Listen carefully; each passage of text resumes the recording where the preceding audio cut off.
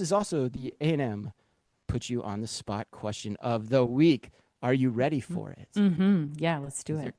They're coming for you. And all right, here it is. What does Gap's move tell us about the evolving role of beauty as a driver of revenue growth and consumer engagement for the broader apparel industry? And for brands considering a similar expansion, what needs to be true for them to succeed in this crowded market in an authentic and differentiated way? Ugh. I mean, I think Gap's move here tells us that they're going for, obviously, as Richard Dixon said, like what's an easy thing that we could, you know, put into the stores, put into the snake line for checkout that still exists, unfortunately, in many apparel settings.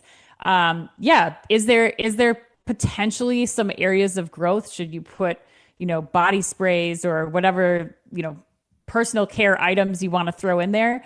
I would caution, however, that we've seen some pretty significant apparel brands like Lululemon, like Athleta, like Zara really invest heavily here in doing exactly what Gap's about to do here and not succeed. And so, in my mind, I think Gap has to be particularly careful about making this decision because I would argue that Gap still has a long way to come. They're making some really good strides. They've had some great collaborations here, but Gap has a long way to come in terms of just doing apparel and accessories better, and finding their footing in the cultural zeitgeist right now. And so I think that's where I would be focused on if I was Richard Dixon, because of the dangers that we've seen from more successful apparel brands already than Gap.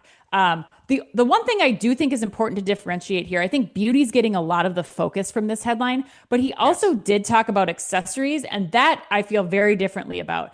Yeah, That is me an too. area where I think Gap should go full steam ahead. The Old Navy, like more designer Zach Posen inspired handbags, that's perfect because you are getting to your consumers with a product that they're going to want to pick up. It makes sense for them to add a nice handbag onto an outfit that they're going for. But this mass market, beauty and personal care products, they're not going to be at a mass retail price point either, which is where you're seeing the increase in spend from consumers. So I really, really cannot caution Gap enough about making this move.